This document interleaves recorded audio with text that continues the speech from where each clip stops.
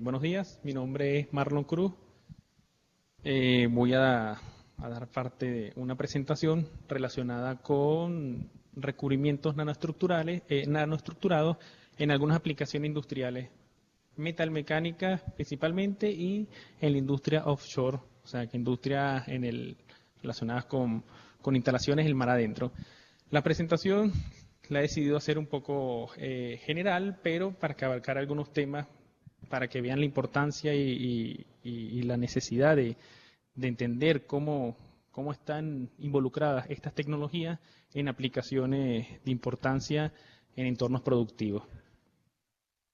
Bueno, entonces, a continuación, comienzo con la presentación. Y la estructura un poco de esta presentación, bueno, ya he hablado un poco de lo que es la introducción, les comentaré lo que es la ingeniería de superficie, que es como que la parte más importante de esta charla, y para que entiendan la importancia y comprendan un poco la importancia de la ingeniería de superficie. Les hablaré un poco de la clasificación en general de los recubrimientos, ya que entendiendo un poco cómo se clasifican estos recubrimientos, se pueden tener conocimientos para la aplicación en un entorno o una situación dada. Luego hablaré un poco de lo que en qué consisten los tipos de recubrimientos nanoestructurados a lo largo de la presentación. Pasaré o mencionaré algunas técnicas de caracterización muy por encima. Ya ustedes seguramente durante las distintas clases del curso o de este evento de Enano 2011 les habrán hablado con mucho más detalle, del cual les hablaré yo sobre la caracterización de nanomateriales o nanopartículas, que también aplicarían para el caso de los recubrimientos. Yo simplemente haré algunas salvedades relacionadas con las limitaciones que se pueden encontrar para caracterizar los recubrimientos. Luego escogí dos aplicaciones de recubrimientos nanoestructurados, básicamente en la industria metalmecánica, que están aplicándose en gran medida actualmente debido a todas las propiedades que ofrecen los mismos. Y aplicaciones de recubrimientos nanoestructurados en la industria offshore, básicamente aplicaciones de pintura en las cuales se agregan nanopartículas para mejorar sus propiedades. En el caso de la industria metalmecánica, como tal, generalmente no se agregan nanopartículas, sino que se trabaja directamente sobre la estructura del material. Y por eso es que escogí estas dos aplicaciones, para dar un poco en cuenta las diferencias que hay entre el tratamiento de estos materiales a nivel nanométrico. Bueno, para empezar, un poco lo que es la ingeniería de superficie, abarca todo lo relacionado con el estudio, diseño, aplicación y caracterización de recubrimientos y modificaciones superficiales con la intención básicamente de mejorar las propiedades de un material, principalmente ante los mecanismos de degradación que se originan en la superficie.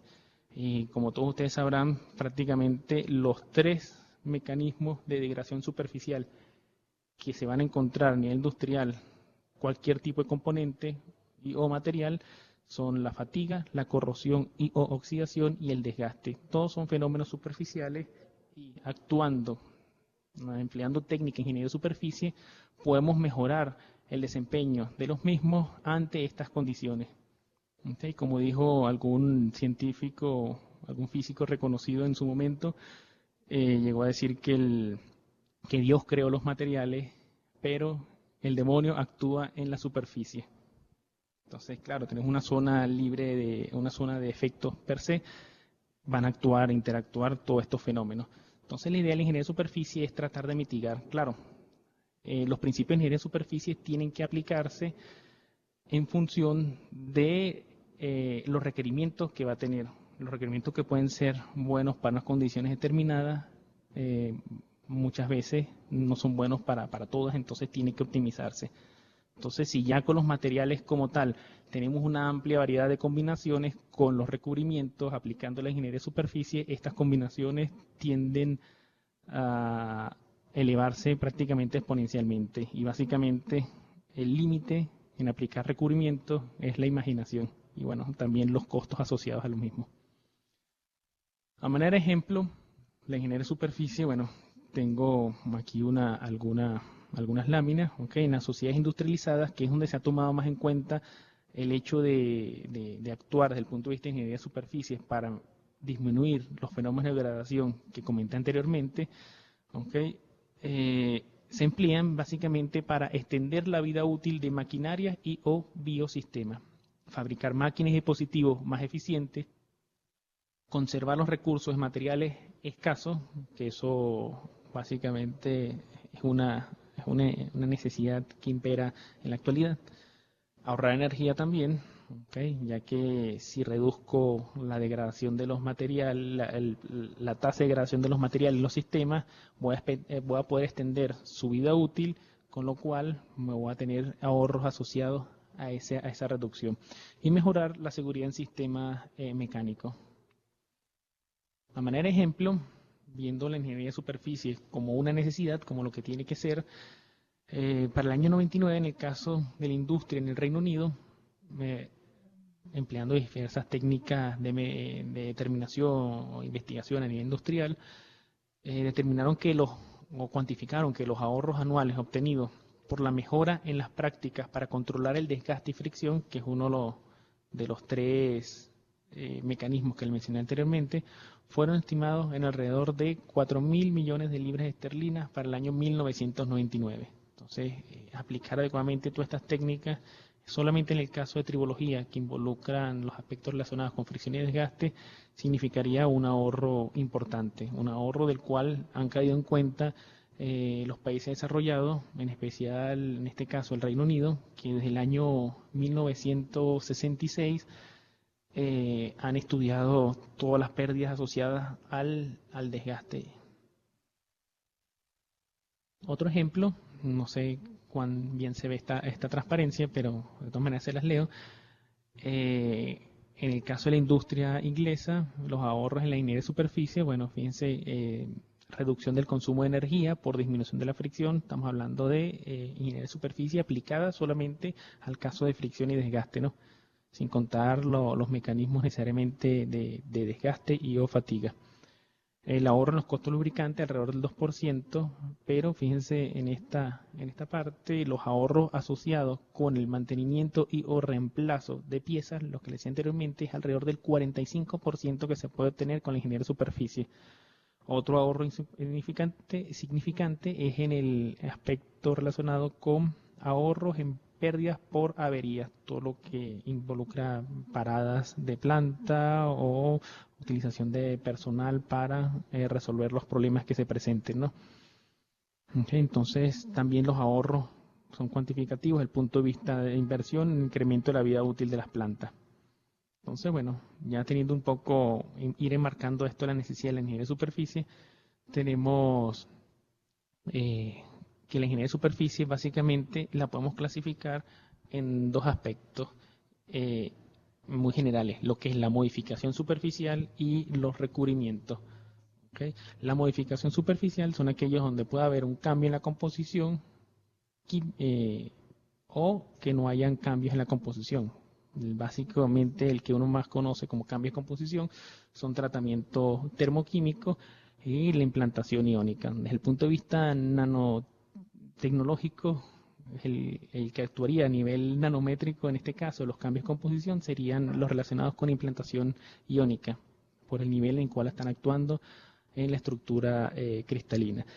En cuanto a la modificación superficial sin cambio de composición, bueno, la fusión superficial y el endurecimiento por transformación son técnicas ampliamente empleadas en el industrial. La fusión superficial por técnicas asistidas por láser. ¿Okay? En este caso, cuando uno habla de modificación superficial, el impacto de la nanotecnología a veces es un poco difícil de verlo, ¿no? En el caso de recubrimiento, tenemos las distintas etapas a través de las cuales se forman los mismos. Tenemos los que se forman a partir de un estado gaseoso. Las técnicas más conocidas son las CVD, deposición física en esta fase vapor, deposición química en fase vapor, la deposición física en fase vapor y la deposición asistida por haz de iones. También sus variantes por plasma, que son las más utilizadas a nivel industrial.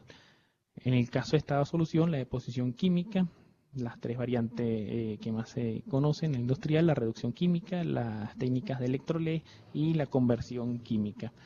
La deposición electroquímica y las técnicas de sol-gel. En estado fundido, semifundido, las técnicas por láser, termorrociado, soldadura y sus variantes asociadas con plasma. ¿Okay? Entonces, algunos ejemplos en la industria, en la ingeniería de superficie. Bueno, los tratamientos mecánicos que se le hacen a los materiales, por ejemplo, los aceros, a lesiones a base de titanio y níquel, para mejorar sus propiedades ante la fricción y el desgaste. Alguna aplicación de ellas son los álabes de compresores, las pinturas, ¿okay? Poliuretano,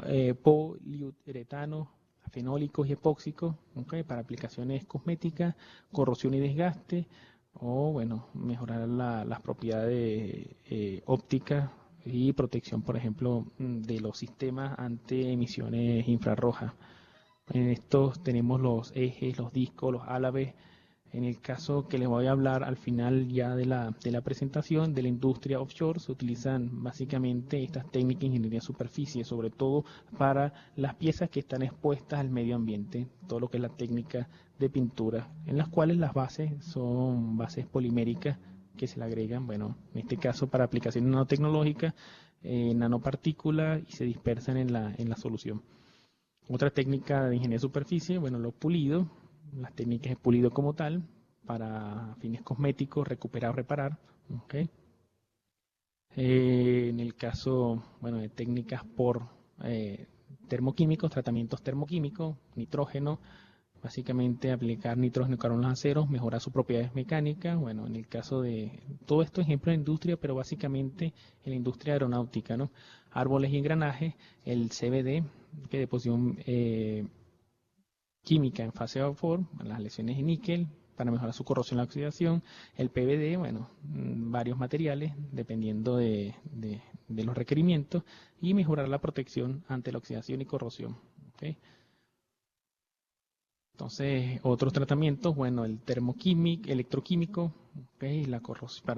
Para recuperar y reparar álabes, acoples de cámara y demás piezas, para mejorar su propiedad ante corrosión y desgaste. ¿Okay? El termorrociado tiene distintas combinaciones en función de los polvos que se utilicen para el termorrociado, y básicamente para mejorar, dependiendo las variables de operación, la corrosión, el desgaste, recuperar y reparar. ¿Okay? Entonces, bueno, esta se ve realmente pequeña seguramente en la presentación, pero lo que se indica aquí es que entre los tantos factores a tomar en cuenta para escoger un proceso de ingeniería de superficie, uno de los principales o los que más suele tomarse en cuenta a la hora de seleccionar un proceso, primero el espesor que puedo obtener de la película o del recubrimiento, ¿okay? Dependiendo del proceso, voy a tener unas limitaciones de espesor asociado. ¿Okay? La implantación iónica, que actúa a nivel prácticamente en escalas nanométricas, el PVD, son espesores relativamente bajos, ¿okay? Y las distintas variantes, igual que los recubrimientos gel, y pasando por recubrimientos por el orden de los milímetros, que son aquellos relacionados con tratamiento termoquímico, el rociado térmico y la soldadura. Dependiendo de la aplicación, por ejemplo, para aplicaciones ópticas tenemos que estar en este rango por debajo del micrón, o sea, por el orden de los nanómetros, las películas que se obtienen, ya que tiene que pasar la luz, pero a su vez los lentes utilizados, que uno utiliza normalmente, suelen tener inclusive hasta 20 o 30 capas por el orden nanométrico. Entonces se aplican capas muy pequeñas, pero cada una de esas capas me permiten y me dan propiedades diferentes desde el punto de vista de propiedades ópticas antirreflectivas, propiedades antirrayado, antirreflejo y demás combinaciones para tener integrada adecuadamente toda la serie de capas en una película delgada en general. La otra limitación es la temperatura del procesamiento. Dependiendo del tipo de proceso que se emplea de recubrimiento, tengo unas temperaturas, y eso va a depender o va a determinar o restringir el material que podemos emplear. Por ejemplo, las técnicas por CVD, utilizarlas en aleaciones de aluminio con tratamiento de envejecimiento no serían recomendables, ya que está por encima de los 200 grados centígrados, con lo cual habría un reblandecimiento de la aleación por disolución de los precipitados, ¿sí? Entonces tienen que recurrirse a técnicas de más baja temperatura. Esta también se ve, de todas maneras, cuando deje la presentación la ustedes tendrán, pero básicamente en esta tabla se ve las distintas comparaciones entre técnicas, los que se obtienen desde una fase a vapor, una fase líquida o la fase fundida o semifundida, en función de, bueno, varios ejemplos, no son todos, pero algunos ejemplos muy generales que caracterizan cada una de estas técnicas, en cada una de las fases en las cuales se sintetizan estos recubrimientos, y en función del espesor, la velocidad en la cual se puede tener la deposición, el tamaño de la pieza a tratar, el material del sustrato, el pretratamiento, el posttratamiento, el control del espesor del recubrimiento, los mecanismos de enlace que hay entre el recubrimiento, la distorsión del sustrato. En este sentido, cuando uno habla de propiedades de los recubrimientos, por lo general, bueno, aquí en esta gráfica o en esta transparencia les ilustro un ejemplo en el caso de desgaste o en el caso de tribología, que son superficies, que es la ciencia que estudia las superficies que están en contacto y bajo movimiento relativo, ¿okay? En donde los recubrimientos actúan de forma importante. Pero lo que quiero destacar desde el punto de vista de esta charla, de este curso, es que cuando uno estudia un sistema recubierto tiene que tener en cuenta los distintos niveles en los cuales tiene que ser estudiado, o por lo menos entendidas las propiedades de este sistema, dependiendo del nivel en el cual se estudia. Por ejemplo, en la superficie tenemos que tomar en cuenta propiedades mecánicas del recubrimiento, como el esfuerzo de corte. Si yo requiero que sea un recubrimiento que tenga aplicaciones lubricantes o que tengan propiedades lubricantes, tiene que tener la última capa o bajos esfuerzos de corte para que me dé un comportamiento, me ofrezca un comportamiento de lubricación en sólido, ¿no? Si el recubrimiento, bueno, está sometido a un ambiente corrosivo o en un sistema que puede ser susceptible a la oxidación, tengo que tomar en cuenta la reactividad química, también la rugosidad y la porosidad que puede haber en el mismo. ¿Okay? Hablando del recubrimiento como tal, bueno, tener en cuenta la dureza que puede tener este recubrimiento, la cohesión de capas de recubrimiento o, en el caso de recubrimientos multicapas, o fallas en el recubrimiento que pueden generarse por el proceso. Entonces, tomar en cuenta la cohesión del mismo, la elasticidad relacionada con las propiedades mecánicas, todo lo que es elasticidad, tenacidad, fractura del mismo. Bueno, si son aplicaciones en las cuales tiene que controlarse la propagación de grietas o aplicaciones que sean resistentes que tengan alta tenacidad, entonces tienen que caracterizarse adecuadamente, o por lo menos conocer a este nivel cómo se comporta el recubrimiento. La estabilidad térmica para propiedades o condiciones ante corrosión o oxidación, y la conductividad térmica, si se quiere, para aplicaciones electrónicas. Otro aspecto importante a tomar en cuenta en un sistema recubierto es la adherencia que tiene este recubrimiento, cómo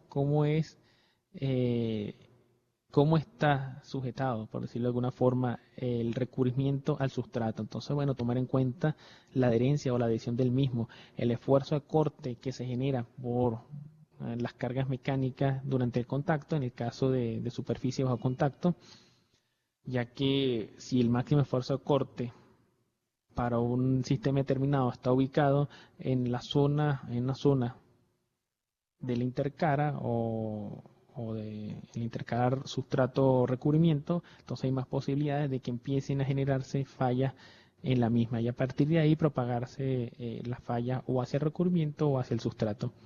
Y desde el punto de vista de enlace, que también estaría asociado un poco con la adherencia del mismo, el desajuste que pueda tener a nivel atómico la primera capa o la capa del recubrimiento con el sustrato. En cuanto al sustrato, bueno, tener en cuenta la expansión térmica, las propiedades del mismo, como elasticidad, tenacidad de las fracturas, dureza y conductividad térmica. Entonces, bueno, para una exitosa selección por parte de la industria de un proceso de ingeniería de superficie, ¿ok? Todo esto a nivel industrial, los recubrimientos que han sido exitosos o que han logrado solventar o mejorar el desempeño a nivel productivo, bueno, se ha logrado básicamente a través de dos rutas, ¿no? O la experiencia práctica o el entendimiento del proceso. Muchas veces lo que más influencia a veces en la industria o los recubrimientos aplicados en la industria juega un papel importante la experiencia práctica, que básicamente es optimizar dichos parámetros, que pueden ser bastante complejos, pero el día a día permite optimizarlos, o también aplicando combinaciones del entendimiento del proceso como tal, ¿no? Cómo conseguir que los parámetros óptimos del proceso y el control de los mismos me permitan producir recubrimientos con la reproducibilidad deseada y el comportamiento o el desempeño el cual requiera. ¿Okay? En este sentido, bueno, ya les di una visión un poco general de lo que la importancia de la ingeniería de superficie. ¿Okay? Entonces, desde el punto de vista de ingeniería de superficie y recubrimiento, bueno, cuando uno habla de nanomateriales, ya ustedes habrán escuchado, ¿no? Podemos hablar o de los materiales nanocristalinos o de nanopartículas. Cuando uno habla de un material nanocristalino, son aquellos en los cuales los granos se encuentran en el rango nanométrico, que por lo general se encuentran por debajo de los 100 nanómetros. Y las nanopartículas son todas aquellas partículas dispersas que se obtienen por distintas vías con diámetros por debajo de los 100 nanómetros. ¿Okay? Entonces, en cuanto a los materiales nanocristalinos como tal, bueno, como le dije anteriormente, la longitud microestructural o el tamaño de grano están alrededor o menor a los 100 nanómetros y se presentan en diversas formas, como mostraré en una próxima transparencia. También presentan propiedades químicas, físicas o mecánicas única, ya ustedes lo habrán escuchado en alguna otra charla, ¿no?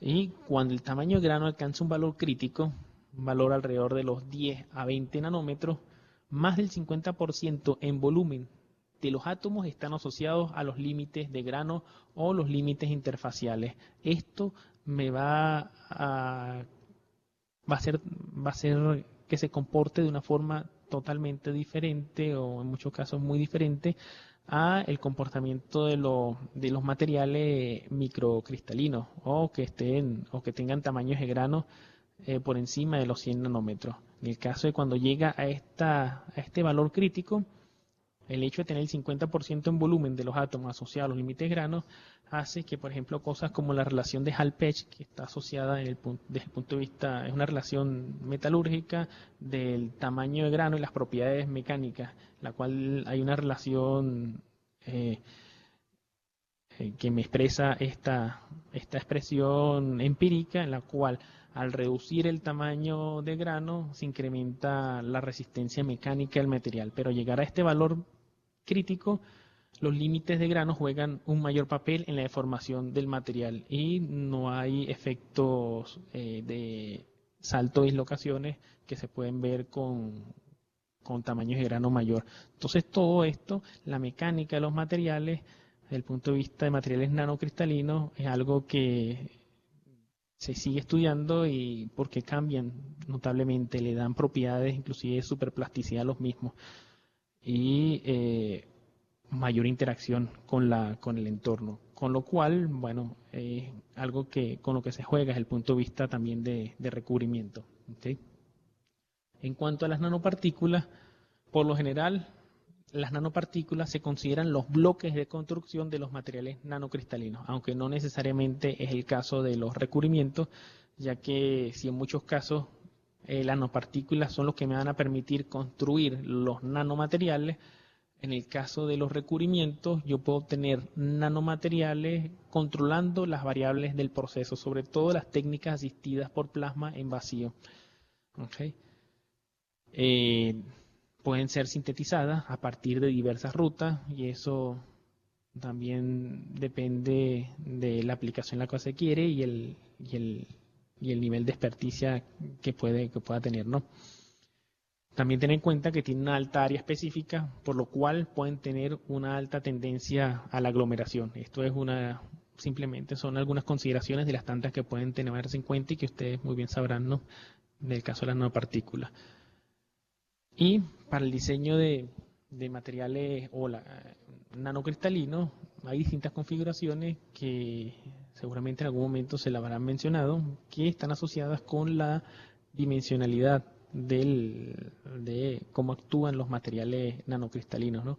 Vamos a tener los materiales nanocristalinos dispersos, bueno, o de orden 0, que serían particulados en alguna matriz, los de orden 1, ¿okay? O dimensión 1, que serían láminas o sí, láminas de materiales nanocristalinos dentro del material, o los del nivel 2 o de 2 dimensiones, que actuarían más o menos como una especie de recubrimiento, y los que actúan o los materiales nanocristalinos, ¿okay? Que se encuentran o se clasifican desde el punto de vista dimensional en 3 dimensiones, que sería todo el conjunto del material.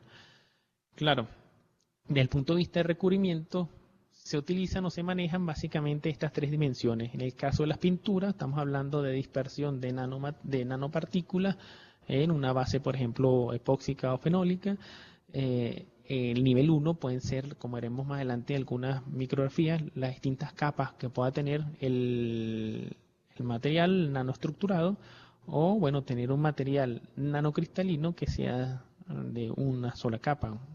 ¿Okay? En el caso de recubrimiento, bueno, esto ya al nivel 3 ya no serían recubrimientos como tal. ¿Okay? Una cosa importante de esto es que se tiene que conservar la estabilidad, o en el caso de recubrimiento, y como todo material nanocristalino, cuando se diseña tiene que tomarse en cuenta cómo es la estabilidad de las nanopartículas cuando está sometida a unas condiciones determinadas ambientales, ya que, por ejemplo, en el caso de nanocristales, si están sometidos a una temperatura determinada, pueden favorecer el crecimiento de los granos y convertirse o dejar de ser materiales nanocristalinos. Entonces, la estabilidad de las nanopartículas o químicas dentro del sistema recubierto también es algo que hay que tomar en cuenta. ¿Sí? También hay otra clasificación derivada un poco de la anterior, que es la categoría de los materiales nanoestructurados en función de la forma de los cristalitos que puedan tener, o los nanocristales, y la composición química de los mismos. Bueno, aquí diferente, ¿no? Tipos de combinaciones y que se aplican o que pueden tomarse en caso de los recubrimientos. Para el caso de recubrimiento, estos pueden ser algunos de estos, ¿ok? Algunos de este tipo que sean de la misma composición química, ¿okay? O composición de borde de grano y cristales diferentes. En el caso, por ejemplo, de granos nanocristalinos en una matriz amorfa, ¿okay? O también en este caso, dependiendo la dispersión que pueda haber de cada uno de ellos. Y para el caso de recubrimientos duros delgados, se utilizan este tipo de configuraciones en forma de lámina. Entonces, en el caso de los recubrimientos, también se toma en cuenta, ¿no? Desde el punto de vista estructural, el tipo de enlace de cada uno. Por ejemplo, por lo general los recubrimientos para aplicaciones metalmecánicas entran en esta categoría, ¿no? Entre enlaces covalentes y enlaces metálicos. Un ejemplo de ellos son los carburos de vanadio, los nitro de cromo, nitro de titanio, diboruro de titanio, carburo de tungsteno, titanio, aluminio, nitrógeno. ¿Okay? Y básicamente en este tipo de recubrimientos no hay, para aplicaciones metalmecánicas, no suele haber base de recubrimientos que tengan enlace iónico. ¿Okay? Tenemos también los que están más cerca que tienen una componente también iónica, pero están más cerca de enlaces covalentes, que serían los recubrimientos que se clasifican como los recubrimientos superduros, que son los recubrimientos tipo carbono o DLC y sus variantes. ¿Okay? Entonces, en cuanto a los recubrimientos y la nanotecnología, Como todo lo relacionado en la nanociencia, esta aplicación ha sido estimulada por los esfuerzos tanto en la investigación básica y sus aplicaciones tecnológicas. Esto es muy importante, ¿no? Y es un poco lo que se busca estimular en este tipo de eventos como en el que estamos participando y en el que se está promocionando a través de la red venezolana de nanotecnología. No es tratar de, bueno, de estimular o de enfocar los esfuerzos, unificar los esfuerzos para tratar de llevar o acercar la investigación básica a aplicaciones tecnológicas concretas, ya que eso ha sido un gran impulso que ha tenido la nanotecnología como tal, ¿no? El hecho de tener aplicaciones ya directas, ¿no? También dependiendo del tipo de recubrimiento, como dije anteriormente, este puede ser diseñado a partir de partículas o nanoestructurado como tal. Desde que crece la capa se nanoestructura el recubrimiento como tal. ¿Okay? En cuanto a la búsqueda de recubrimientos nanoestructurados, pues, esta viene realmente dirigida, conducida por la mejora en las tecnologías de recubrimiento y el desarrollo de tecnología en la fabricación de polvo. Y muchas veces lo que uno suele hacer desde el punto de vista de investigación o estudio, en el caso de recubrimiento, es tratar de ver cómo afectan algunas propiedades en específico sobre el sistema recubierto y tratar de analizar cómo es el desempeño de ese recubrimiento ante una propiedad específica, ¿no? En mi caso de especialidad, básicamente en el área de tribología, de desgaste. Pero lo importante y lo que se tiene que ir es tratar de tener de alguna forma cierto dominio de las tecnologías existentes para que a partir de ahí se puedan fabricar y diseñar recubrimientos a medida según las necesidades. También en paralelo debería desarrollarse, por ejemplo, en países como Venezuela, si requiere hacer un salto significativo desde el punto de vista de desarrollo tecnológico, bueno, trabajar directamente en tecnología de fabricación de nanopolvos y no solamente desde el punto de vista a nivel de laboratorio, sino buscar masificar su producción para solventar o suministrar de materia prima a la industria que requiera desarrollarse en función de las tecnologías que se requieran, ¿no? Para mejorar los procesos. En cuanto a los recubrimientos nanoestructurados, básicamente estos exhiben una superior dureza y resistencia a los recubrimientos convencionales. En el caso de los recubrimientos duros delgados, la primera familia de ellos fueron los recubrimientos a base de nitruro de titanio, que no estaban necesariamente nanoestructurados, que para su momento, alrededor del final de los años 70, empezaron a aplicarse a nivel industrial, mejoraban notablemente la producción, pero ahora los requerimientos de producción desde el punto de vista de la industria metalmecánica cada vez son más exigentes no solamente desde el punto de vista de la dureza y la resistencia mecánica, sino que también desde el punto de vista de control ambiental o de regulaciones ambientales. Por ejemplo, se tiene en muchos casos la tendencia es reducir prácticamente a cero la lubricación en todo lo que se refiere a sistemas o herramientas de corte, al tener esa imposición, ya que el manejo de los residuos de lubricante en estado líquido es costoso y no es muy verde desde el punto de vista medioambiental. Entonces tiene que desarrollarse recubrimientos que exhiban no solamente una dureza superior y mayor resistencia, sino que tengan funciones también de autolubricación para disminuir las pérdidas por calentamiento, por fricción o daño en las superficies a las cuales mecanizarse. También el desarrollo de tecnología o de sistemas mejorados desde el punto de vista mecánico hacen de que en la industria metalmecánica, en el conformado de piezas, se haga, si bien se pueden simular geometrías complejas, si uno quiere llevar eso a la práctica o colocar una línea de producción, requieren aplicarse técnicas avanzadas de mecanizado, con lo cual también se hace necesario elevar aún más los requerimientos de los recubrimientos. Por eso es que el hecho de conseguir o de elaborar recubrimientos nanoestructurados ha permitido un avance bastante significativo, sobre todo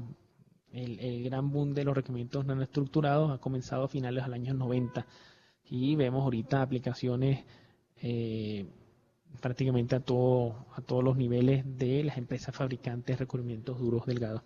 ¿Okay?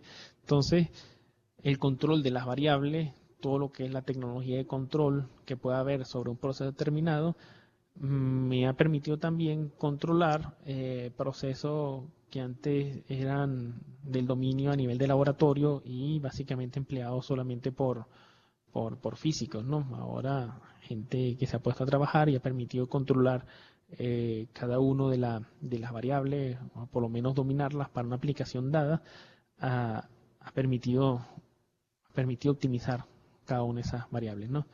Y un ejemplo de ello, bueno, está en esta transparencia, no sé cuán bien se vea, pero bueno, ¿cómo pueden actuar los recubrimientos nanoestructurados? Bueno, un esquema típico es un recubrimiento multicapa o aquellos que tienen una cantidad de capas por el orden nanométrico, que por lo general suelen llamarse superredes, y lo que buscan muchas veces desde el punto de vista de ingeniería de superficie, cada una de las capas es diseñar una aplicación para aprovechar las propiedades específicas en cada capa. Aquí tengo un ejemplo de las propiedades a distintos niveles, desde el sustrato hasta la superficie, para una aplicación en la industria metalmecánica, que si bien no nos son necesarias para todas las aplicaciones, bueno, dependiendo de los requerimientos de la herramienta, y claro, el costo asociado a la producción del mismo, que cada vez se va haciendo mucho más bajo por la facilidad de la producción, pero bueno, no necesariamente pueden tener todas estas capas. Pero lo que se buscaría es que por lo menos cumplieran lo más que pudiesen de todas estas condiciones, ¿no? Por ejemplo, en el caso del sustrato, todos los recubrimientos duros delgados, tienen una capa que sirve de una buffer layer, que me sirve de adherencia para, bueno, servir de anclaje entre el sustrato y el recubrimiento, ¿no? Para algunos casos, en el caso de aplicaciones para resistencia a la oxidación, bueno, se coloca justo por encima de la capa de buffer layer la barrera de difusión. Luego, bueno, se diseñan capas que me sirvan de interrupción de las grietas para evitar la propagación de la grieta, jugando un poco con el comportamiento dúctil o intercalando capas dúctiles, ¿no? No necesariamente tiene que ser en este orden, sino pueden ser una serie de capas alternadas, sobre todo para la interrupción de grietas o la ecualización de esfuerzos mecánicos, ¿no? También dar soporte de carga. Y bueno, las últimas, las que se requieran en el caso de tribológico, para reducir la fricción y el desgaste, ¿no? Entonces, un ejemplo de ello, bueno, una combinación de cómo pueden ser, ¿no? Un recubrimiento que cumpla con estas condiciones, ¿no? Tenemos un sustrato metálico, por lo general, se aplica una capa de titanio puro, ¿sí? Luego una capa de nitruro de titanio, que me sirve como barrera de difusión, y luego que me permite la interrupción de la grieta, una capa de carbonituro de titanio, luego una capa de carburo de titanio, luego la que me sirve como ecualizador de esfuerzo, bueno, pueden ser capas de LC o capas de titanio, en la cual puede haber embebido dentro de esta capa partículas, o mejor dicho, nanopartículas o nanocristales de distintos elementos, dependiendo de la aplicación específica, pero puede ser, por ejemplo, grafito, titanio, ¿okay? En una matriz que puede ser de DLC o puede ser amorfa, igual en la superficie, ¿ok? Entonces, aquí, viendo el ejemplo de recubrimiento, ya dando un ejemplo como tal de los requerimientos para aplicaciones metalmecánicas, aquí tenemos unos esquemas de 3 técnicas o técnicas diferentes de PVD asistida por plasma, ¿okay? Con sistemas de operación distintos, ¿okay? Tenemos por las iones, básicamente se hace introducir en estos casos un gas reactivo, un gas neutro, el evaporador, esto es por evaporación catódica, ¿okay? Y se genera un plasma. En este plasma me va a permitir, bueno, generar las especies que se requieran para hacer crecer el recubrimiento.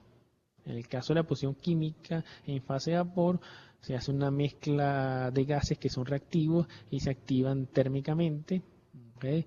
En donde, bueno, una reacción química activada térmicamente me va a permitir el crecimiento de la película. Debido a esta activación térmica, los recubrimientos generalmente de CVD, deposición química en fase de vapor, como vimos en unas transparencias anteriores, requieren una mayor temperatura.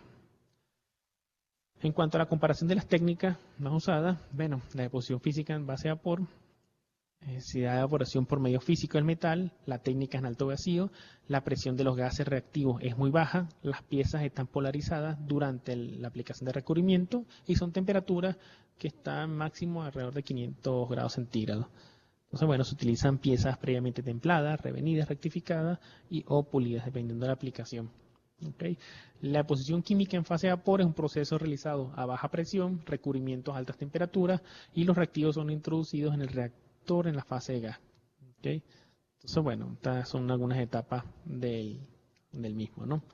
Entonces, en cuanto a la comparación entre cada una de las técnicas, bueno, la preparación superficial, debido al tipo de anclaje que puede tener cada una de las capas, es muy crítica en el caso de PVD y no es tan crítica en el caso del CVD. Las condiciones de vacío son mayores, los requerimientos, que en el caso PVD que CVD. ¿Okay? Las temperaturas son menores en PVD, las duraciones del proceso, ya que actúa un mecanismo de difusión muchas veces en el CVD, requieren, o un proceso térmicamente activado, requieren más tiempo. ¿Okay? Y muchas veces requieren post-tratamientos térmicos. ¿Okay? Cuanto a la dureza, bueno, se clasifican muchas veces la comparación entre distintas técnicas o distintos compuestos. Fíjense, todos estos compuestos que se pueden obtener tanto por PVD o por CVD, nitruro de titanio, carbonituro de titanio, titanio, aluminio, nitrógeno, sobre todo en PVD, nitruro de cromo por PVD, nitruro de circonio por PVD. ¿Okay? Los recubrimientos carbonáceos hidrogenados tienen por PVD, los recubrimientos a base de carburo de titanio por CVD y boruro de carbono, ¿no? Bueno, entonces básicamente se caracteriza como la fricción que pueda tener contra un material estándar, en este caso acero, y la temperatura de oxidación. ¿Okay? Entonces, algunas aplicaciones, los recubrimientos por PVD, bueno, son recubrimientos tecnológicos para aplicaciones de herramienta de corte, molde de inyección de plástico, molde de inyección de lecciones ligeras, matrices, corte fino, matrices conformado. ¿Okay? También hablan de recubrimientos tribológicos. En este caso, muchos hablan de recubrimientos tribológicos cuando hablan de recubrimientos que tienen una muy baja fricción o recubrimientos decorativos. Entonces, fíjense, en el caso de recubrimientos tecnológicos, las herramientas, distintas herramientas de corte, todo esto muchas veces a nivel industrial, cuando se requieren minimizar el consumo, por ejemplo, de optimizar la vida de la pieza y reducir el consumo de lubricante, todos estos recubrimientos, por lo general, ya muchas empresas los venden, los fabrican del tipo nanoestructurado. En cuanto a los recubrimientos para molde de inyección, bueno, nitruro de titanio sobre matrices de cobre berilio, nitruro de titanio sobre aceros pretratados o tratamientos duples de nitroación iónica sobre nitruro de titanio. Otro ejemplo de recubrimiento tecnológico, molde de inyección para lesiones ligeras. ¿Okay? Otro tipo de recubrimiento, matrices de corte y conformado. Entonces, fíjense, las matrices de conformado, las matrices de corte, las piezas de conformado, todo esto son recubrimientos, matrices de grandes secciones, pero divididas en pequeñas secciones para que puedan caber dentro de la cámara de vacío y hacer ese recubrimiento. Y básicamente son recubrimientos de este tipo: nitruro de cromo, aluminio, titanio, nitrógeno, carbonitruro de cromo, carbonitruro de titanio y nitruro de titanio. Todos estos ya existen variantes a nivel comercial de recubrimientos nanoestructurados a partir de estos que fueron los primeros que se diseñaron como tal, ¿no? En cuanto a los recubrimientos tribológicos, bueno, machos para roscar a lesiones de aluminio, brocas de metal duro, soldado para mecanizar acero inoxidable, donde se requiere una muy baja fricción y una baja adherencia para que no se pegue las lesiones, sobre todo porque son susceptibles a desgaste adhesivo en el mecanizado. Entonces, bueno, aquí tengo una pequeña presentación de un tipo de técnica en específico, que es el magnetron sputtering, ¿okay? De arco mejorado, que es una de las tantas variantes que puede haber. Esto es una cámara rector que está en vacío, donde se tiene el cátodo a un potencial negativo. Entonces, bueno, esto de trampa de Goblo son trampas de material de gotas o gotas de material que puede ser fundido. Y se utilizan blancos dependiendo del material que yo vaya a depositar a un potencial negativo. Entonces se generan, en este caso, en vacío, ¿okay? Las especies, estas se bombardean los cátodos y estos cátodos van bombardeando los blancos y va desprendiendo partículas adátomos de titanio y de aluminio que van depositándose prácticamente capa por capa o van creciendo a través de esta capa, dependiendo del proceso, en una atmósfera de plasma sobre un sustrato. ¿Okay? Y este sustrato es las piezas que vimos, por ejemplo, anteriormente. Entonces, dependiendo de la técnica, hay toda una tecnología asociada a cómo garantizar el recubrimiento homogéneo del mismo. Pero fíjense, todas las variables que pueden haber, desde controlar la presión del gas, la disposición de los blancos, cómo tengo estos cátodos y cómo me generan, cómo me bombardean este cátodo, los targets, los blancos, cómo controlo las partículas que no, los adátomos, las partículas o las gotas que se llaman, que no caigan sobre el recubrimiento. Todo esto, todas estas variables suelen controlarse para generar un recubrimiento que sea el tipo nanoestructurado. Entonces, fíjense, esto son algunas de las pruebas o evaluaciones que se hacen desde el punto de vista industrial. En este caso, este tipo de acero, M42, usando recubrimientos nanoestructurados, son recubrimientos entre 3 y 4 micras. Esto es un inserto de una herramienta de corte y, por lo general, estos recubrimientos que están mencionados acá en esta tabla, para las herramientas de corte, son recubrimientos que tienen entre 3 y 4 micrómetros de espesor y están formados hasta por 1000 capas de recubrimiento. Entonces, claro, prácticamente se forman, son lo que se conoce como superredes, y esto me mejora notablemente las propiedades mecánicas. Fíjense aquí como a veces desde el punto de vista industrial se caracterizan este tipo de recubrimientos sin ir necesariamente a la caracterización desde el punto de vista de microscopía electrónica de transmisión. Esto es un nivel de caracterización muy básica desde el punto de vista industrial, pero básicamente lo que hacen es someter la pieza a distintos procesos de corte y ver cuánto me resiste. Entonces, fíjense un ejemplo de cómo es un recubrimiento, una superred, un recubrimiento nanoestructurado. Cada una de las capas que vimos van creciendo una sobre de otra. Fíjense en la escala, estamos hablando de 1 micrómetro. ¿Okay? Esta escala puede ser un recubrimiento alrededor de 2 micras, pero tiene una cantidad significativa. En este caso, a través de una técnica mecánica, se pueden ver por proyección las capas. Okay, entonces tenemos 1, 2, 3, 4, hasta 10, 20 capas. Inclusive en recubrimientos más sofisticados pueden ser mucho más pequeñas, que no suelen verse muchas veces en simplemente microscopía electrónica de barrido, sino tiene que recurrirse a microscopía electrónica de alta resolución, de transmisión, electrónica de transmisión de alta resolución, para poder ver cómo están estas superredes. Esto como tal no sería una superred como tal, pero se ve que hay cierta actuación desde el punto de vista nanoestructural. Aquí hay un ejemplo de un recubrimiento desarrollado en un centro tecnológico en el cual se está estudiando aquí en la universidad, de una técnica que es una variante del PVD que se conoce como magnetron sputtering. ¿Okay?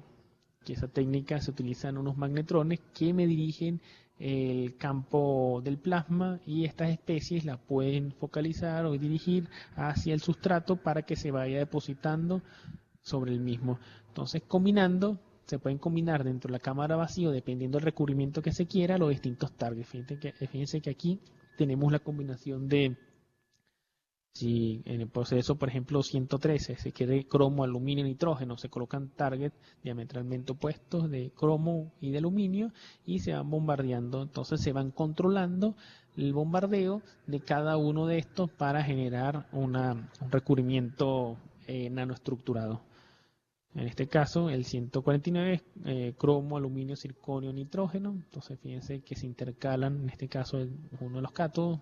En este caso se dejan dos cátodos, dos blancos de cromo, porque se requiere que tenga más cromo. Y se colocan diametralmente opuestos dos blancos diferentes. Entonces, fíjense en el otro proceso, el 155 y el 157, que son estos de acá, se coloca itrio. Cromo, aluminio, itrio, nitrógeno. Básicamente, fíjense, que estos recubrimientos tienen, lo que pasa es que en esta transparencia se ve, realmente no se ve muy bien, pero tienen dureza elevada, pero sobre todo resistencia. Se diseña este tipo de recubrimientos para que tengan resistencia ante la oxidación. Entonces, fíjense que para caracterizar los mismos, bueno, se emplea difracción de rayos X, para ver cuáles son los cristales que pueden ir apareciendo, pero se requiere hacer microscopía electrónica de transmisión, ¿okay?, para ver cómo están estos, cómo es el recubrimiento, si hay presencia en nanocristales. Inclusive se hace microscopía electrónica de transmisión de alta resolución para ver las aglomeraciones de materiales de nanocristales dentro del mismo y tratar de explicar un poco el comportamiento que tiene ante condiciones ensayadas a nivel industrial, como vimos en la transparencia anterior, ¿no? Entonces, fíjense que un análisis en conjunto de XPS junto con la microscopía electrónica de transmisión confirman que en el caso del recubrimiento de cromo, aluminio y nitrógeno, si lo vemos así en microscopía electrónica de barrido, no sé, se vería como denso, pero básicamente está compuesto por granos nanocristalinos de nitruro de cromo rodeados de una matriz amorfa de aluminio y de aluminio, donde también hay partículas de óxido de aluminio y aluminio nitrógeno. Entonces, fíjense que para caracterizar o saber qué se tiene en cada uno de estos, tienen que recurrirse a técnicas avanzadas de caracterización. Entonces, fíjense, aquí tenemos otro ejemplo de recubrimiento, donde se ven superficies de fractura, se ven cómo van creciendo los mismos, ¿okay?, y las composiciones químicas de esto. Fíjense que un ejemplo, variando las potencias del plasma, modifico inclusive desde el punto de vista morfológico la porosidad del mismo, ¿okay? Y fíjense que estas son técnicas avanzadas que muchas veces uno a nivel industrial o a nivel de investigación bajo las condiciones actuales es muy difícil de acceder, y sobre todo para la preparación de este tipo de muestras recubiertas, sacar de un recubrimiento de 2 o 3 micras de micrómetros una sección de recubrimiento para poder analizarlo adecuadamente, es realmente un trabajo muy complicado. Entonces muchas veces a veces escapa de caracterizaciones industriales o de investigación más o menos aplicada el hecho de aplicar estas técnicas. Por lo cual, aquí en la universidad estamos tratando de empezar una línea de investigación en las cuales se trata de ver cómo interactúan las ondas ultrasónicas a través de ensayos no destructivos en recubrimientos duros delgados, para ver la interacción de estas ondas. Si bien la longitud de onda del ultrasonido está por encima, muchas veces es mucho más grande que el tamaño de los nanocristales, pero hay cierta perturbación que puede estar asociada o podría eventualmente reflejarse a través del análisis de los espectros de las señales. Entonces, una combinación que se está haciendo para hacer esto es, bueno, hacer evaluaciones ultrasónicas, que se adquieren señales del equipo de ultrasonido, ¿okay?, y se analizan el espectro de potencia en el dominio de frecuencia, ¿okay?, a través de la transformada de Fourier de los mismos con respecto al tiempo. Esto me permite, bueno, tratar de analizar cómo es la densidad de potencia de la señal acústica, cómo interactúa esa señal acústica sobre el recubrimiento, ¿okay? Entonces no se pueden evaluar propiedades como directamente como el módulo de Young el módulo de elasticidad, el módulo de Young del recubrimiento, ya que el tiempo de recorrido, la velocidad de recorrido de la onda, el tiempo de viaje es muy corto porque son recubrimientos delgados, pero hay efectivamente una interacción de esas ondas mecánicas asociadas al ultrasonido con posiblemente con la configuración desde el punto de vista nanométrico de este recubrimiento. Entonces, algunas mediciones iniciales que se han hecho es, bueno, ver primero a qué palpador es más sensible este recubrimiento. Bueno, se vio en este caso que a una señal palpador de normal de 5 MHz podemos diferenciar algunas señales, ¿no? Aquí tenemos, por ejemplo, la señal del sustrato en espectro de potencia, la del Tinalox, que es uno de los recubrimientos mencionados anteriormente, y la del cromo, aluminio y nitrógeno. Entonces, parte de la investigación es tratar de analizar con teoría del caos este tipo de señales, y es en lo que se está trabajando, inclusive en otro área que no ha sido de recubrimiento como tal, se ha, se ha hecho algunas cosas sobre esto. Entonces, a partir de ese trabajo, bueno, la idea es tratar de ver y caracterizar con recursos que tengamos en la universidad y disponibles, ver cómo estas señales acústicas interactúan a nivel nanométrico, o cómo las nanopartículas me pueden interactuar con las ondas mecánicas. Claro, es toda una serie de interpretación de señales bueno, que requiere en un primer estadio, antes de validar algún proceso de caracterización como tal, utilizar o apoyarse en este tipo de caracterizaciones para poder correlacionar los resultados o análisis de las señales. ¿Okay? Entonces, fíjense, aquí hay otras microscopías, acá de algunas publicaciones, de cómo controlando las variables del proceso por PD se pueden obtener distintos tipos de morfología del recubrimiento. Estamos hablando de recubrimientos, fíjense la escala, ¿no? 500 nanómetros, 500 nanómetros, ¿ok? Son recubrimientos micrométricos. Entonces, esto no da idea, desde el punto de vista de configuración como tal del recubrimiento, cómo es la morfología del mismo.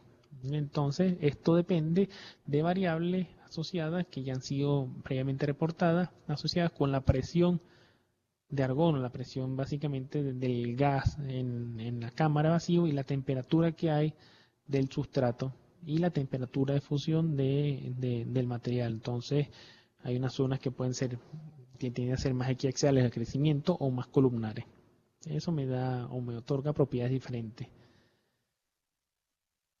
Aparte de eso, de este clásico modelo de crecimiento de las películas delgadas, del modelo de Thornton, de la estructura de Thornton, podemos tener esa estructura a nivel de escala nanométrica. Fíjense la escala aquí, 50 nanómetros, es una sección transversal, ¿okay?, de una imagen de electrónica de transmisión de una superred de nitruro de titanio, nitruro de niobio. Entonces, fíjense que hay, ¿okay?, básicamente para estudiar desde el punto de vista estructural las capas se hacen crecer no sobre el recubrimiento, sobre el sustrato en el cual se va a aplicar en una situación determinada a nivel industrial, sino se hace en un sustrato de silicio para poder desprenderlo de la película delgada, y a partir de ahí estudiar cómo es el crecimiento de cada una de las capas, y a partir de esto, bueno, entender un poco cómo afectaron las variables del proceso. Vemos aquí otro ejemplo de una representación esquemática de cómo a veces se pueden obtener recubrimientos nanocompuestos. Ya cuando uno habla de materiales nanocompuestos es que están embebidos en algún tipo de matriz, en este caso una matriz amorfa de nitruro de silicio, ¿okay?, nanogranos, nanopartículas de nitruro de titanio. Esto mejora notablemente la deformación plástica del mismo dependiendo del tamaño del cristalito del nitruro de titanio y el porcentaje de dispersión que pueda haber dentro de esta matriz. Fíjense que esto se dice muy fácil, todo lo que y se ve muy fácil, se dice muy fácil esto de controlar los procesos, pero realmente donde está el know-how y donde está la tecnología en estos procesos, en estos recubrimientos, es en controlar las variables del proceso para obtener estas propiedades deseadas. Entonces, fíjense, hablando un poco de controlar desde el punto de vista industrial para una aplicación dada, aquí les voy a mostrar un ejemplo, inclusive de patentes. Si uno busca patentes por internet, que son de acceso libre a todo el mundo, ¿ok?, patentes relacionadas con recubrimiento nanoestructurado, hay una cantidad prácticamente impresionante de patentes relacionadas con esto. Entonces, claro, son grupos de investigación, son empresas que han dedicado mucho tiempo a la hora de desarrollar sus procesos y entender los recubrimientos o dominar la tecnología para una aplicación dada. Un ejemplo de esto, bueno, esta patente que está en etapa PCT, o sea, que fue emitida el 7 de julio del 2011, eso todavía no ha pasado a ser una patente como tal, ¿ok? Entonces simplemente está registrada la PCT y esta seguramente la están preparando para venderla a alguien o a otra empresa o ver si consiguen el dinero para pagar la patente. Tienen un año para hacerlo. ¿Ok? Entonces, claro, esto se publica ya para ir viendo cómo, para ir viendo de alguna forma promocionarse, promocionar la tecnología.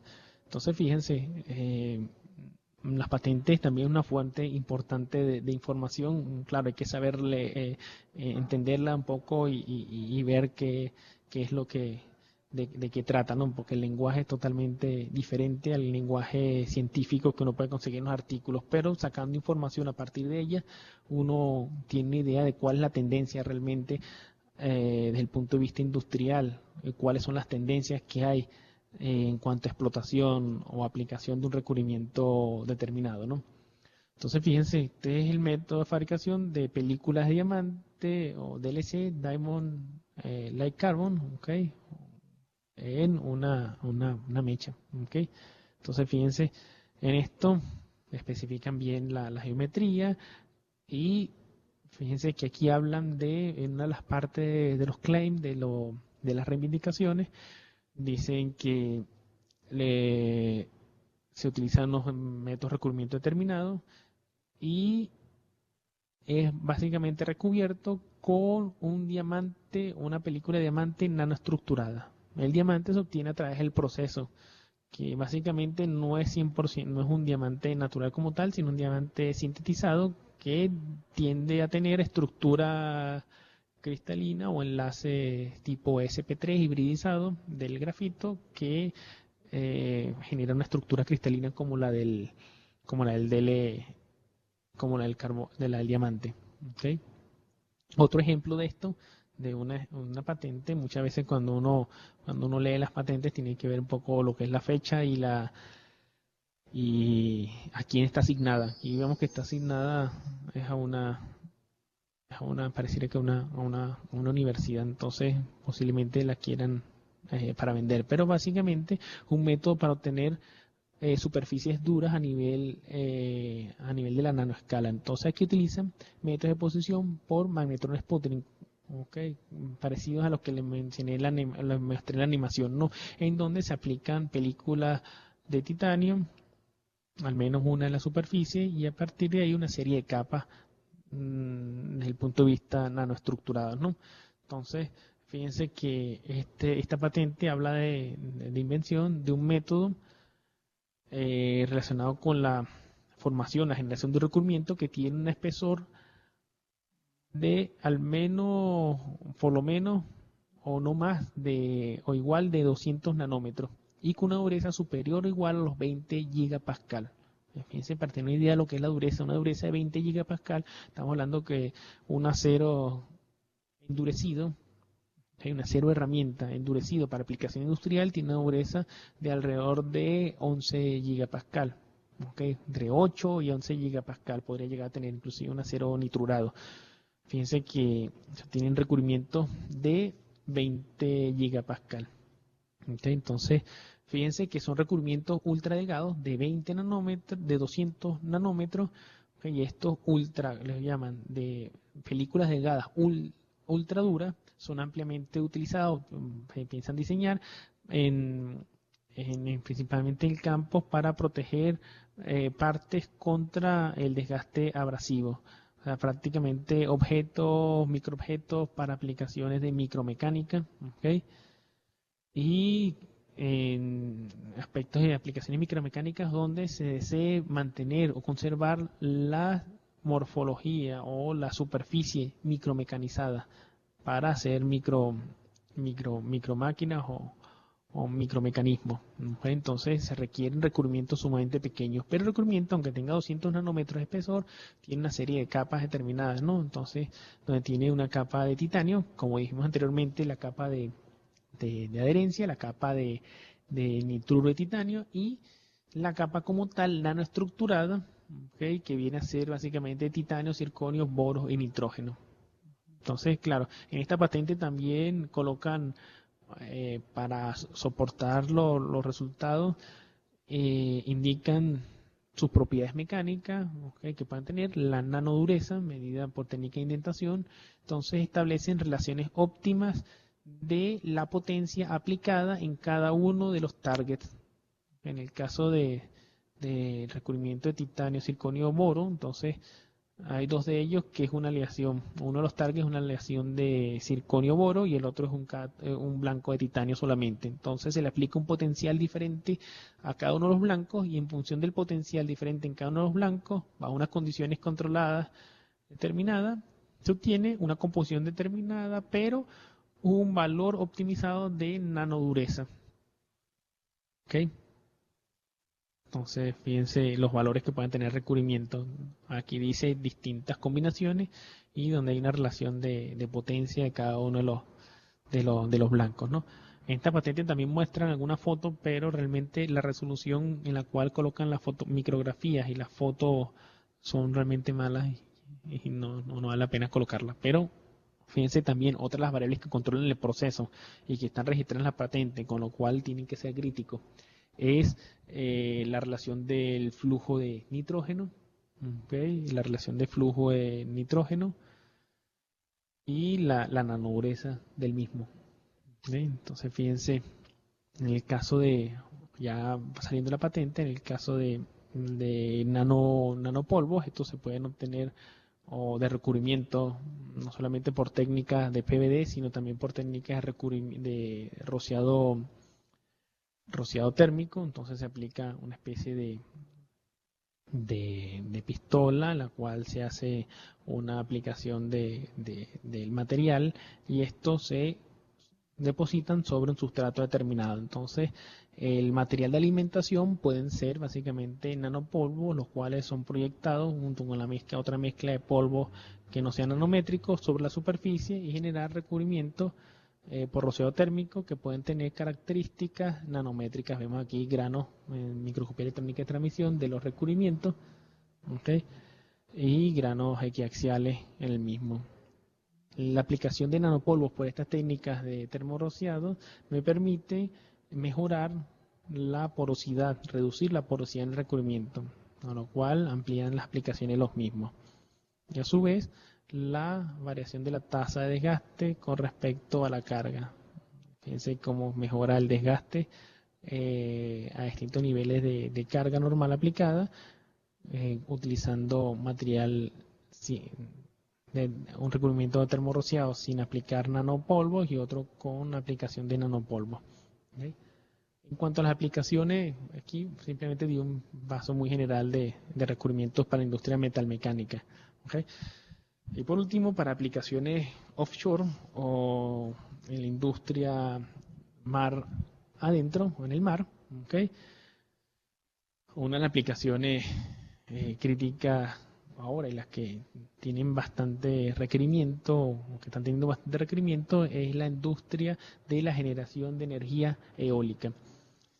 Si bien en tierra la generación hay muchos parques eólicos, se están instalando, los holandeses han instalado una cantidad enorme de parques eólicos en el mar, aprovechando la mayor eficiencia que pueda tener estos aerogeneradores debido a las corrientes de aire que pueden encontrarse en mayor frecuencia y pueden mantenerse en mayor producción. El problema es que tener un aerogenerador, no estamos hablando de aerogeneradores pequeños, estamos hablando de aerogeneradores por el orden de cada uno de 4 o 5 megavatios y que pueden tener una altura desde la superficie de la línea del mar hasta la punta de uno de los álabes de hasta 140 metros, en donde todo esto, de la línea base hasta el grupo generador, puede tener alrededor de unos 110 metros. Entonces estamos hablando de estructuras relativamente grandes, en los cuales requiere una complejidad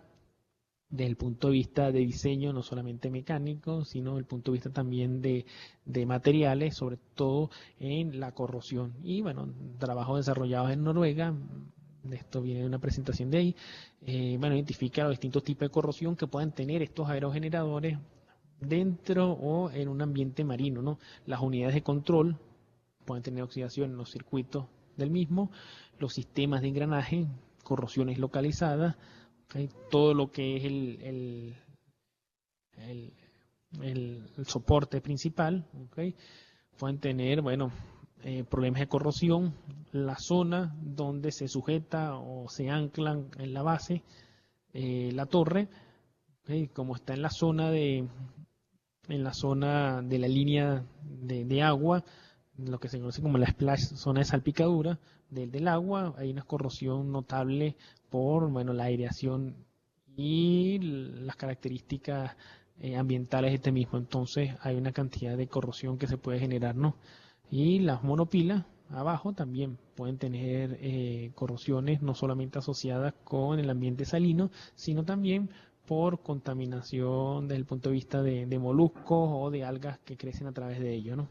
Entonces, fíjense, claro, recubrir estos álabes, que por lo general esto suele ser la base de acero, son huecos para poder moverse dentro y tiene que mantenerse deshumidificado, pero tienen que aplicarse pintura.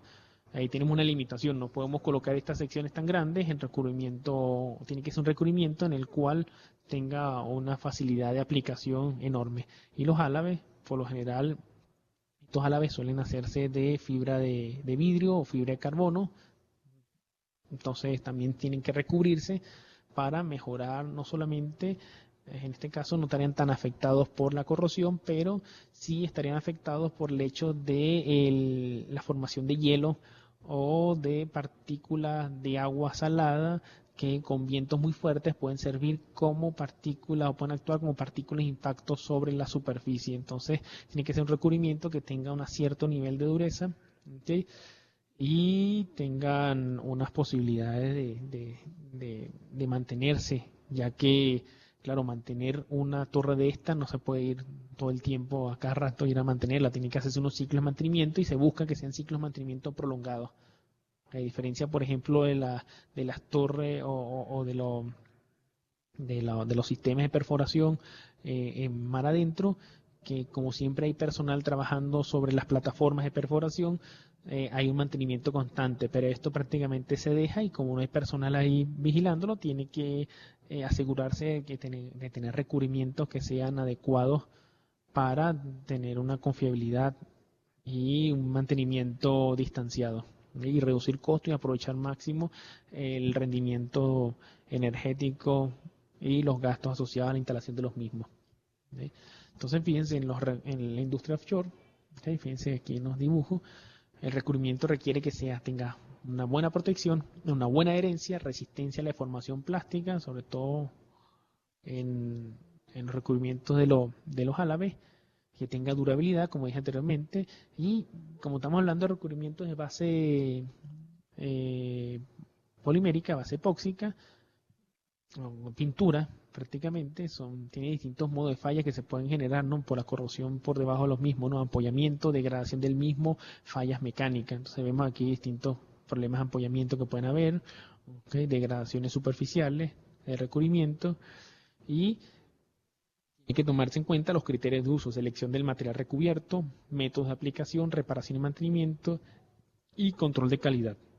Fíjense también en lo que es en la torre como tal de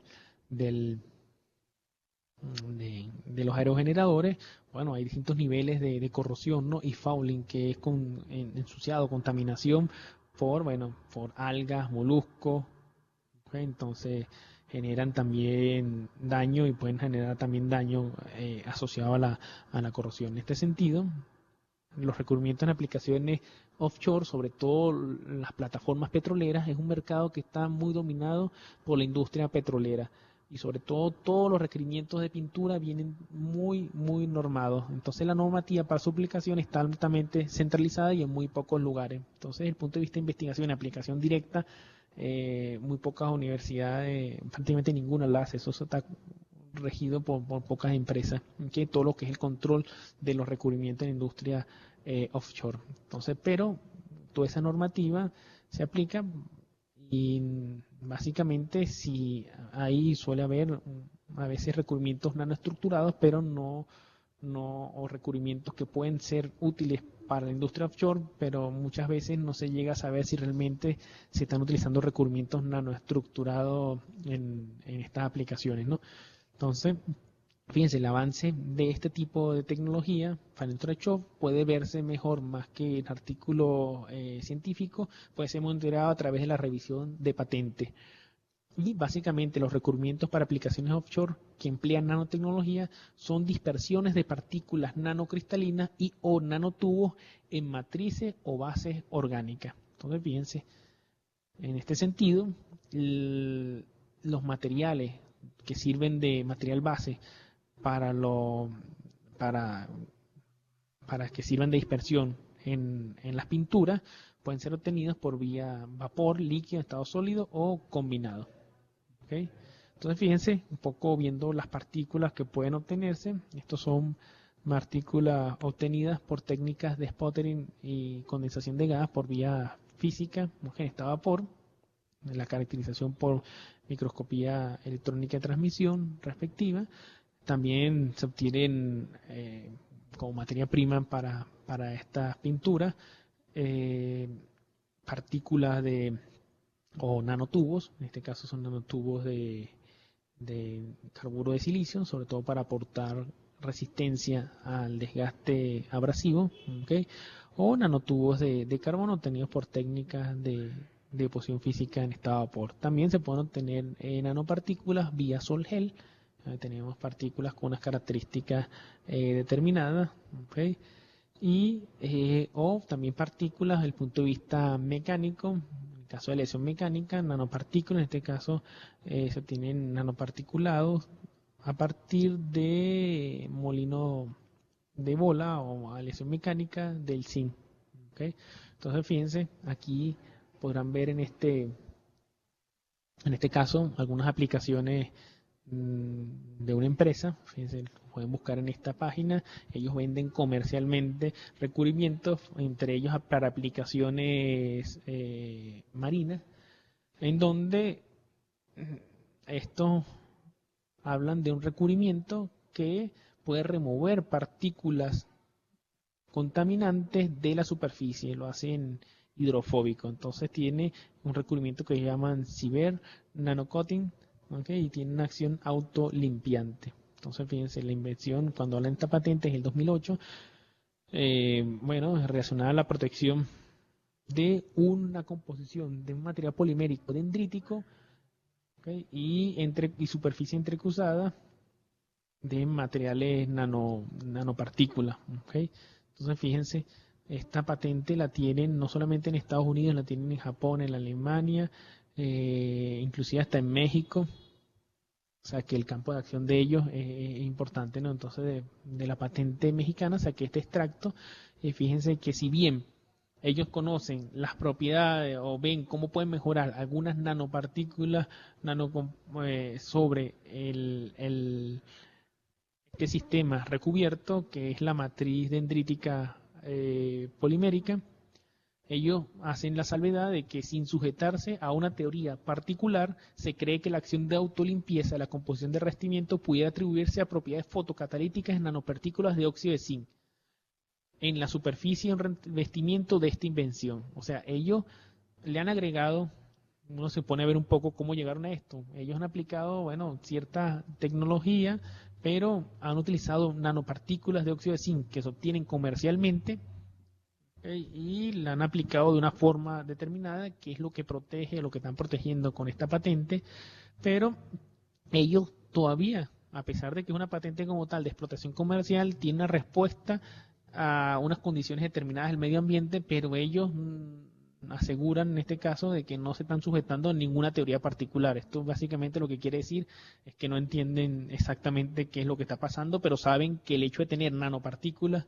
en este recubrimiento mejora o otorga funcionalidades de autolimpieza que son muy importantes, por ejemplo, para evitar, en el caso de la industria marina, el fouling o la contaminación por agentes biológicos, ¿no?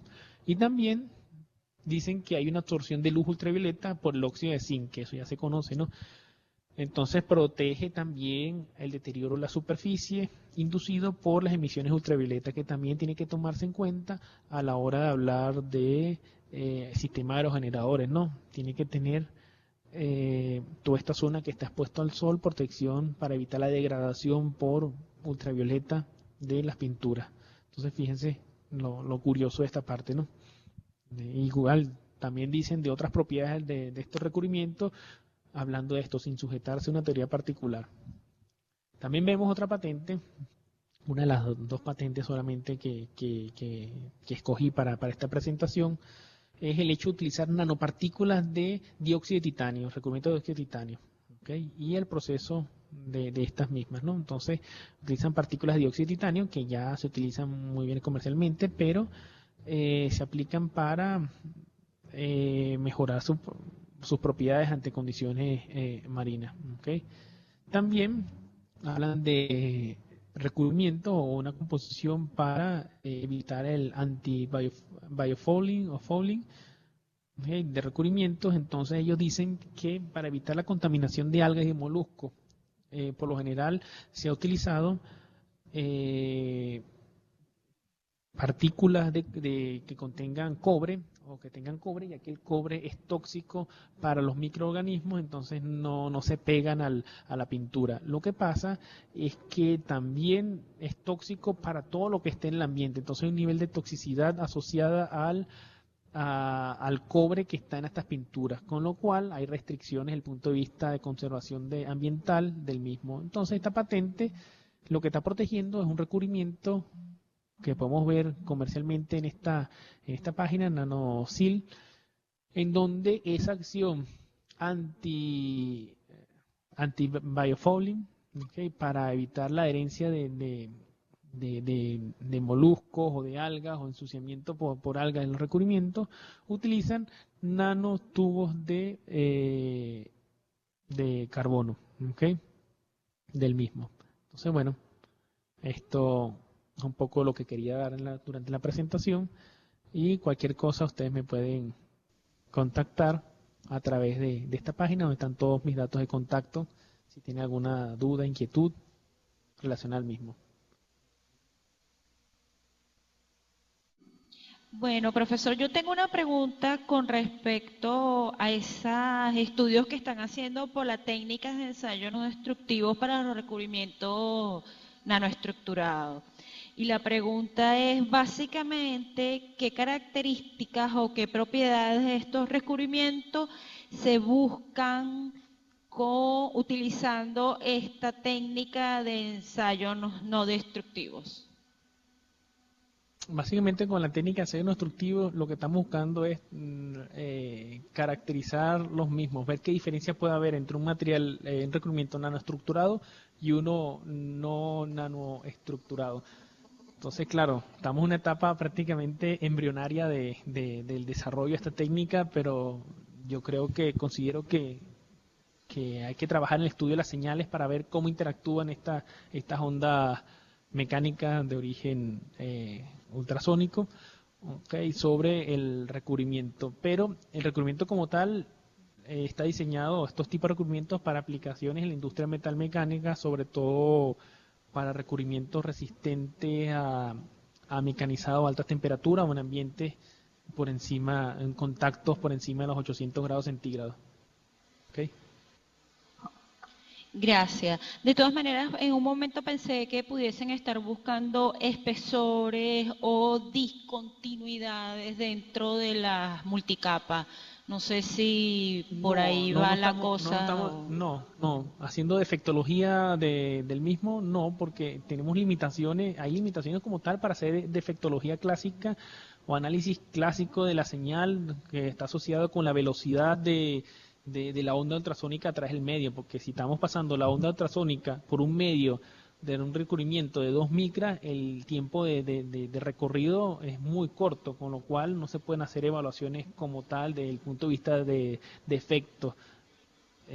Analizar cualquier tipo de efecto en este tipo de recubrimientos tendría que irse a primero ver cómo responde esto ante acciones mecánicas externas, para ver y asociar esto con alguna caracterización desde el punto de vista estructural.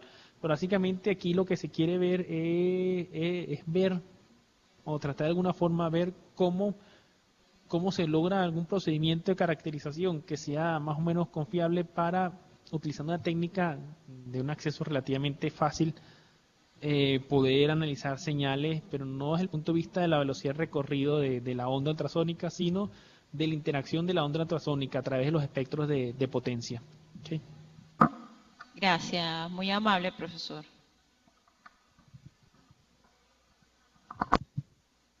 Buenos días, profesor, de Puerto Ordaz.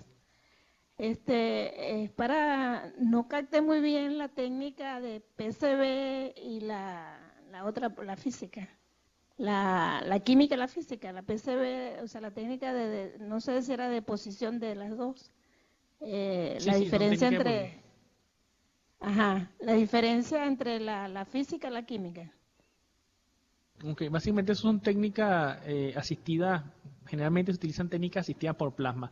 Tenemos un reactor, el reactor está en vacío, se aplica un gas a muy baja presión y la deposición física en estado vapor, lo que se hace o por calentamiento o por se bombardea un blanco, okay, con el gas en estado de plasma, y eso va desprendiendo adátomos de cada uno de los blancos y ahí va facilitando la deposición. Entonces, activada por medio físico, se va desprendiendo los átomos, ¿okay? O los adátomos. Y en el caso del CVD, se activan o van reaccionando. Lo que pasa es que no se bombardea un blanco como tal, sino el material que se utiliza para recubrir proviene del gas. Entonces hay reacciones químicas que se dan en un plasma también, pero un plasma activado químicamente. Entonces estas reacciones químicas hacen desprender los elementos que yo quiera, pero los elementos no vienen de un blanco que yo bombardeo con iones o con un plasma, sino parten del gas. Bien, gracias, profesor.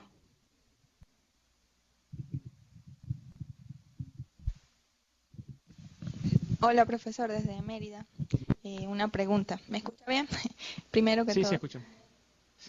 Sí, ok, con respecto a que tiene amplias aplicaciones en el uso de recubrimientos nanoestructurados, ¿se ha hecho algo a gran escala, a escala industrial, acá en Venezuela para fabricar esos recubrimientos?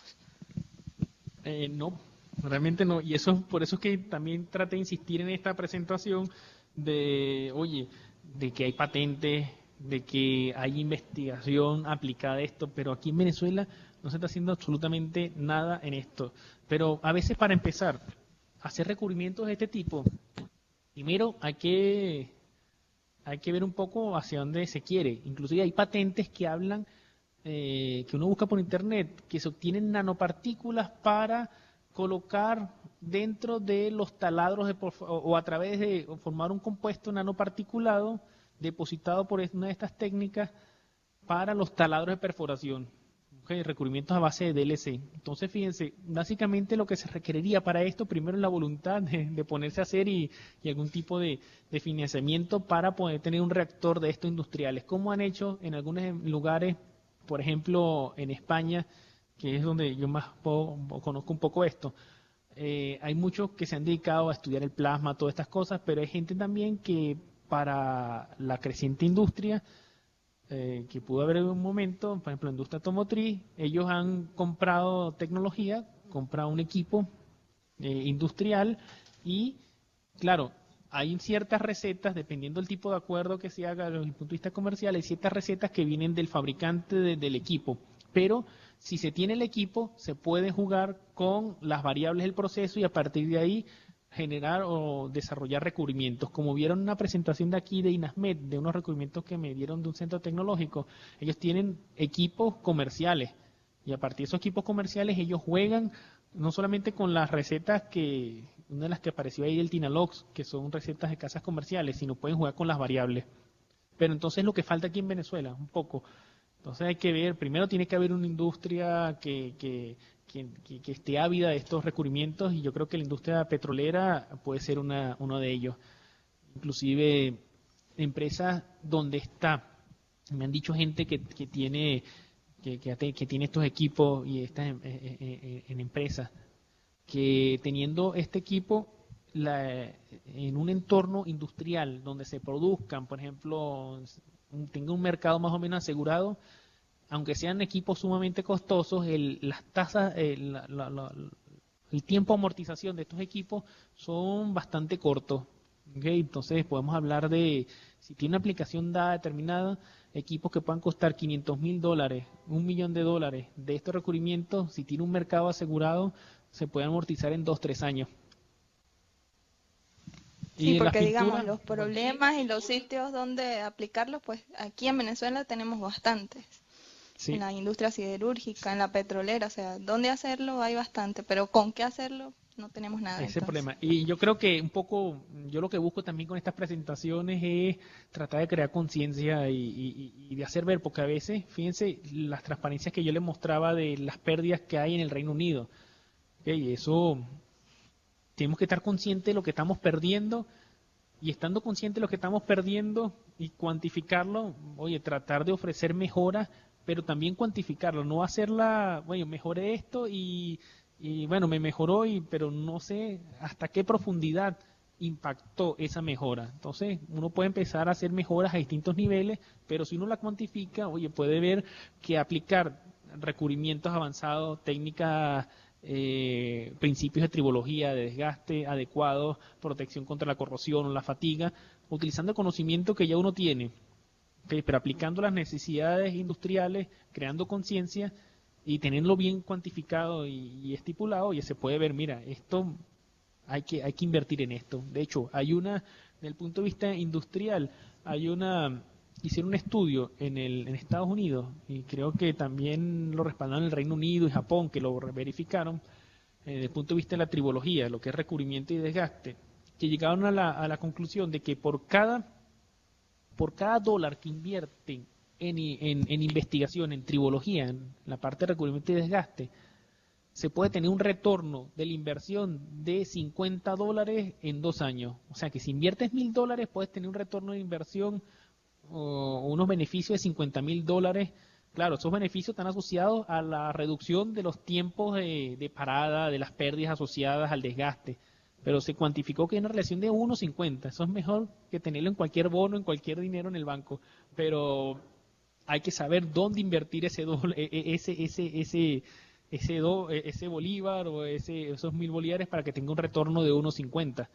Y ahí es donde tenemos que nosotros participar y apoyarnos. sí, de verdad que sí. Bueno, muchas gracias. Excelente presentación. Vamos una foto aquí.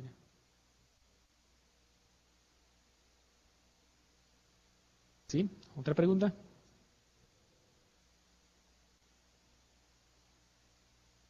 Hola. Bueno, por acá por Mérida no.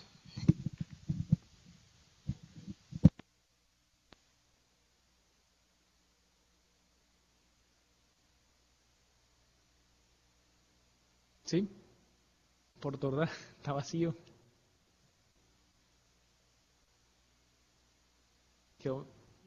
Ibi, está vacío. Hay como 3 personas. Bueno, y aquí en la UDO no tenemos más preguntas. Ok. Bueno, entonces muchas gracias por asistir y cualquier cosa, ahí tienen mis contactos a través de esa marloncruz.tel o mcruz@usb.b, entonces pueden contactar conmigo.